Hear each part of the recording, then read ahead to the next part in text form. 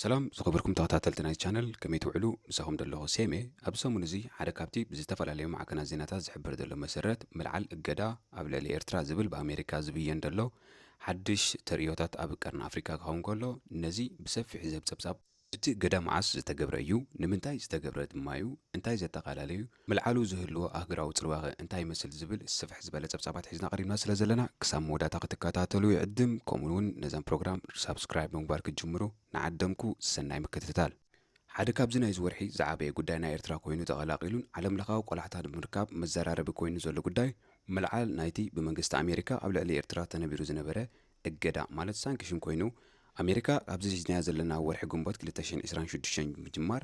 ነቲ ኣብ ልዕሊ ኤርትራ ኣንቢራቶ ዘጸንሐት እገዳ ከተልዕሎ ትዳሎ ኣላ ዝብል እዩ። እዚ ብመንግስቲ ሕቡራት መንግስታት ኣሜሪካ ኣብ ልዕሊ ኤርትራ ዝተነቢሩ ዝነበረን ክልዓል እዩ ዝበሃል ዘሎ እገዳን ኣብ ሕዳር 2021 ብመሰረት ፈጻሚ ትእዛዝ 14046 ዝተገብረ ኮይኑ ኣብ ዘመነ ፕረዚደንት ጆ ባይደን እዩ ብመንግስቲ ኣሜሪካ ተዋሂቡ። ኣብ እዋኑ ሕጅን ብተደጋጋሚ ይግለጽ ከም ዝነበረን ዘሎን ከኣ እቲ ቀንዲ ምኽንያት ናይ እገዳ እቲ ኣብ 2022 ኣብ ትግራይ ዝተኻየደ ኩናት ኮይኑ ሰራዊት ኤርትራ ንሓይልታት ምክልኻል ኢትዮጵያ ደጊፉ ኣብ ኩናት ትግራይ ተሳቲፉ ብምባል ዝተገብረ እገዳ ከም ዝኾነ ድማ ይግለጽ። እዚ ብመንግስቲ ኣሜሪካ ኣብ ልዕሊ ኤርትራ ጸኒዑ ዘሎ ቀንዲ እገዳ ብቐንዱ ኣተኩሮ ኣብ ልዕሊ መሪሕነት ናይ ህዝባዊ ግንባር ንዲሞክራስን ፍትሕን ወይ ከዓ ህግደፍ ሓይልታት ምክልኻል ኤርትራን ላዕለዎት ሓለፍቲ ጸጥታ ሓላፊ ስላያ ኤርትራ ኣብርሃ ካሳነ ማርያም ምስ ብኤፍዲጄ ዝተኣሳሰር ሕድሪ ትራንዚት ላዕለዎት ኣማኸርቲ ቁጠባ ሓጎስ ገብሪ ህይወትን ከምኡ ድማ ከም ኮኦፕሬሽን ንግድን ቀይሕ ባሕርን ዝኣመሰሉ ወሰንቲ ናይ ንግዲ ትካላት ዕላማ ዝገበረ ምዃኑ ይግለጽ።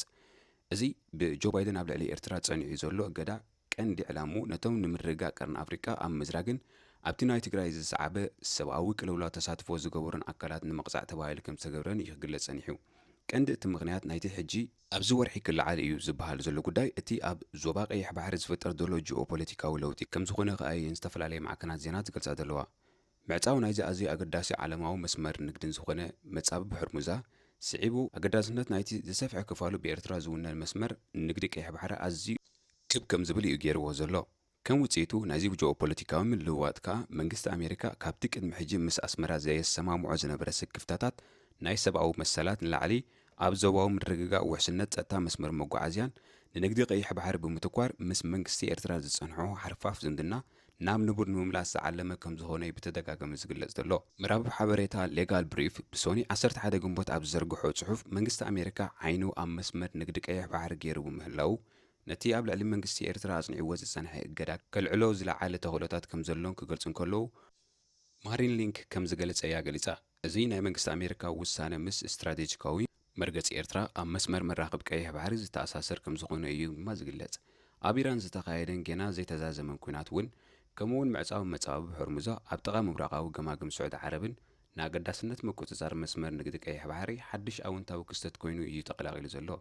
ከም ዝፍለጥ መስመር ንግዲ ቀይሕ ባሕሪ ኣብ መንጎ ኤስያን ማእከላይ ባሕርን ዝርከብ ኣገዳሲ ንግዳዊ መስመር እዩ። ኩልና ንዕዘቦ ከም ዘለና ኣብዚ እዋን እዚ ኣብ ቀርኒ ኣፍሪቃ ብሰንኪ ኣብ ሱዳን ዝካየድ ዘሎ ኩናት ኣብ ሶማል ዘሎ ወጥሪ ከምኡ እውን ኣብ መንጎ ኢትዮጵያን ኤርትራን ግጭት ከይፍጠር ፈጢርዎ ምስ ዘሎ ስጋትን ተደሚሩ ናብ ናይ ዓብይ ዘይምርግጋእ ኩናት እዩ ዝርከብ ዘሎ። ሚኒስትር ጉዳያት ወጻኢ ኣሜሪካ ኣብ ዝተፈላለየ ሃገራት ኣብ ዝለኣኸው ውሽጣዊ ሰነታት ኣሜሪካ ነቲ ብመንግስቲ ጆ ባይደን ዝተፈረመ ፈጻሚ ትእዛዝ እገዳ ኣብ ልዕሊ መንግስቲ ኤርትራ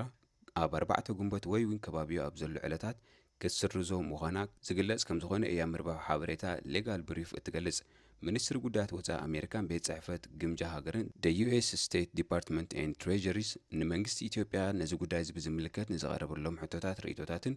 ዝኾነ መልሲ ካብ ምሃብ ተቆጢቦም ከም ዘለውን እያ ወሲኻ ትገልጽ።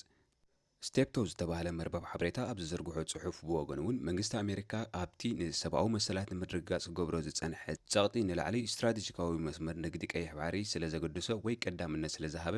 ነቲ ኣብ ልዕሊ መንግስቲ ኤርትራ ካብ 2021 ዘንበሮ እገዳ ከልዕሎ ከም ዝወሰነ እያ ገሊጻ። እዚ ናይ መንግስቲ ኣሜሪካ ስጉምቲ ምስቲ ኤርትራ እትርከበሉ ጂኦግራፋዊ ኣቀማምጣ ኣዝዩ ተሃዋስን ዝኾነ ገምገም ቀይሕ ባሕርን ዘለዋ ስትራቴጂካዊ ኣገዳስነት ከም ዝኾነ ሮይተርስ ከም ዝጸብጽቡ ገሊጾም። እዚ ምልዓል እገዳ ኣብ መንግስቲ ኤርትራ ልኡኽ መንግስቲ ኣሜሪካ ኣብ ኣፍሪቃ ሙሳድ ብሎስ ምስ ሰበስልጣን ኤርትራ ግብፅን ኣብ ካይሮ ተራኺቦም ብዛዕባ ምልዓል እገዳ ኣሜሪካን ዳግማይ ምምሕያሽ ዝምድና ኣሜሪካ ምስ ኣስመራን ዘካይዶ ዝርርብ ስዒቡ ዝመፀ ከም ዝኾነ እያ መርበብ ሓበሬታ ስቴፕቶ እትገልጽ። ምልዓል እገዳ ናይ መንግስቲ ኣሜሪካ ኣብ ልዕሊ መንግስቲ ኤርትራ ንምምሕያሽ ዝምድና ናይ ክልቲአን ሃገራት ነቲ ብጉዳይ ቀይሕ ባሕሪ ምስ መንግስቲ ኤርትራ ናይ ምትፍናን ዘላ ኢትዮጵያ ዓብዪ ስጋት ከም ዝኾነ እዮም ትገልጹ። ብዓብዪ ከዓ እታ ምስ ኢትዮጵያ ኣዝዩ ሓርፋፍ ዝኾነ ዝምድና ዘለዋ ግብፂ ከም መንጎኛ ኮይና ምስታፍ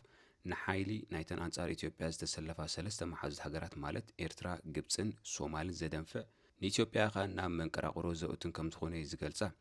ጽልዋ መንጎንኛት ናይ መንግስቲ ግብፂ ነቲ ሓያል ተዋሳኢት ኩናት ናይ ቀርኒ ኣፍሪካ ዝኾነት ዘላን ሕቡራት ኢማራት ዓረብን ኢዳ ንኽስሕብ ድፍኢት ናይ ምፍጣር ውሑድ ዝኾነ ተኽእሎ ክህልዎ ከም ዝኽእል እዩ ኸ ግምታት ዝወሃበሉ ዘሎ። ማሕበራት ተጣበቕቲ ሰብኣዊ መሰላት ነቲ መንግስቲ ኣሜሪካ ኣብ ልዕሊ ኤርትራ ኣንቢርዎ ዝጸንሐ እገዳ ከልዕሎ እዩ ዝብል ጸብጻባት ብምቅዋም ምልዓል እገዳ ነቲ ኤርትራ ኣብ እዋን ኩናት ዝወሰደቶ ተግባራት ተሓታትነትን ክውገድን ነቲ ኣብ መጻኢ ክፍጸም ዝኽእል ገሰት ዘተባብዕን እዩ ዝብል ምጉታት ኣልዒሎም ይርከቡ። ይኹን እምበር እገዳ ምልዓል ማለት ንዝጸንሐ ዝምድናታት ሙሉእ ብሙሉእ ናብ ንቡር ምምላስ ማለት ከም ዘይኮነ እቲ ዝተለዓለ እገዳ ከዓ ነቲ ምስ ኩናት ትግራይ ዝተኣሳሰር ናይ 2021 ትእዛዝ እገዳ ጥራይ ከም ዘመልከት እምበር ነቲ ኣብ ልዕሊ ኤርትራ ብኻልእ ጉዳይ ዝተገብረ እገዳታት ከም ዘይውክል እዩ እቲ መርበብ ሓበሬታ ወሲኹ ዝገልጽ። እዚ ማለት ከዓ እቶም ኣብ ዝተፈላለዩ እዋናት ብመንግስቲ ኣሜሪካ ኣብ ልዕሊ ኤርትራ ተነቢሮም ዘለዉ እገዳታት ከም ዘለዎ ክቕጽሩ ተኽእሎታት ከም ዘሎ እዮም ገሊፆም። ኣብ መወዳእታ ኣብዚ ሓደ ክንግንዘቦ ዘለና ነገር እዚ እገዳ መንግስቲ ኣሜሪካ ዘቐመጦ በይናዊ እገዳ ዳ እምበር ብውድብ ሕቡራት ሃገራት ማለት ብዩኤን ዝተነብረ እገዳ ኣይኮነን። ኤርትራ ዋላ እኳ ኣቐዲማ ብውድብ ሕቡራት ሃገራት ዝተገብረላ እገዳ እንተነበረ ድሕረቲ ኣብ 2018 ኣብ መንጎ ኤርትራን ኢትዮጵያን ዝተገብረ ስምምዕ ሰላም ግን እገዳታት ናይ ባይቶ ጸጥታዊ ውድብ ሕቡራት ሃገራት ከም ዝተለዓለላ ይፍለጥ። በቲ ኮይኑ በቲ ምልዓል እገዳ ሓደ ካብቶም ኣዝዩ ዝዓበየ ዛዕባታት ሃገርናን ከባቢናን ኮይኑ እዩ ዝቕጽል ዘሎ። ኣብ ባይታ ሙሉእ ብሙሉእ ድዩ ክትግበር ወይስ መንግስቲ ኣሜሪካ በዞም ዝመጽዎ ዘለዉ ተጻብኦታት ሰጊኡ ሓሳቡ ክቕይር ይኽእል እዩ? እቲ እገዳ ተተላዒሉ ክህልዎ ዝኽእል ምዕባለታት እንታይ ከም ዝመስልን